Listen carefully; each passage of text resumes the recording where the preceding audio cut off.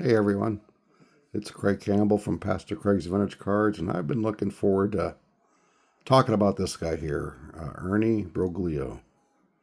Ernie Broglio. And beautiful 1961 card. Real nice color. Man, really well centered. Sharp card. Ernie Broglio. Card number 420 with the St. Louis Cardinals. Yeah, Ernie Broglio. Signed with the Giants. Lived in California. Played with a PCL team called the Oakland Oaks, I believe, and then signed with the New York Giants. Played the minor leagues for the Giants from 53 to 58, and then he was traded at the end of the 58 season to the St. Louis Cardinals. And he made his major league debut on April 11th of 1959. His 59 season wasn't that good. He kind of struggled, as a rookie. But 1960, boy, he really bounced back and had a great year. He won 21 games. He actually finished third in the Cy Young voting that year, 1960. And then in 63, he had another good year. He won 18 games for the Cardinals. And then he was traded on June 14th of 1964. And ESPN ranks it as the most lopsided midseason trade ever in baseball. And I'm sure that when you see this, you'll know.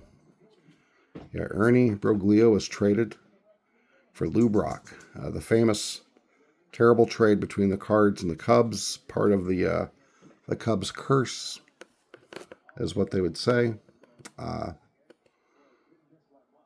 yeah, it's really sad because you read the story about Ernie, and you talk later in life that trade never ever would have happened in today's major leagues, because Ernie in 1961 had received 20, that's right, 20 cortisone shots in the shoulder in 1961.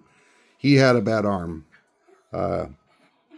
He had elbow chips. He had tendon damage. There was a lot going on in his arm, and they just kept shooting him up. And he kept going out there, and like he said, that's kind of the way it was back in baseball. Just terrible. If the Cubs would have known about it, they never would have made the trade. They just never would have made the trade. But Ernie ended up going to the Cubs, and it was a disaster. He retired mid-season of 1966. Of course, we know that Lou Brock, went on to lead the Cardinals to the 64 World Series championship and appeared in 2 more series, winning in 67, losing in 68. Had the stolen base record, Hall of Fame, one of the greatest leadoff hitters of all time, the great Lou Brock, stolen base leader. And Ernie retired, and he never did have a lot of regrets about the way things turned out. And him and Lou Brock were actually pretty good friends at the end. Ernie talked about coming back to Chicago in the 1990s, I believe it was, and where he got a standing boo. He kind of laughed about it, but, that was kind of his, what he was known for was being the other man in the terribly lopsided trade. And, Ernie, he did end up having a winning record, though, in Major League Baseball. 77 wins, 74 losses, 1337 innings.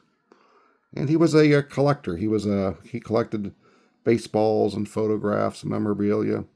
And he said that his favorite item was a picture signed by Lou Brock. And Lou Brock wrote on it, "To Ernie, history and time have us tied together. You are and were a hell of a player. Lou Brock." This is part of the hobby, guys. The stories behind the cards. One well-known player, Hall of Famer. The other guy known as the other guy. Had terrible arm injuries and was just really medically malpracticed by the Cardinals to shoot him up 20 times. But they're connected in history, and what a nice saying by Lou Brock. And Ernie never really regretted it. He said that's just the way it was. He enjoyed his career. But the other guy of the trade. Guys, I hope you enjoyed this video. Give it a like, leave me a comment. I really enjoy looking at the common cards that I have, and ones I've had for years, and connected like with Lou Brock. And this is my only slab Lou Brock that I have. And it may be the only one I ever do get. I don't know. I'm kind of currently out of not buying graded cards. Just can't. Our situation doesn't really allow for it right now. And but I'm really enjoying the hobby by doing this, by making these videos. And I hope that you enjoy them too. It's keeping me engaged. It's making me feel part of the community. And I appreciate the comments that I do get. And anyways, guys, I hope you enjoyed this. Enjoy your hobby. Enjoy collecting. And it's not about money, guys. It's about enjoying these cards. And I just hope you enjoy this. I'll quit rambling on here. Enjoy the hobby. Keep on collecting. Take care.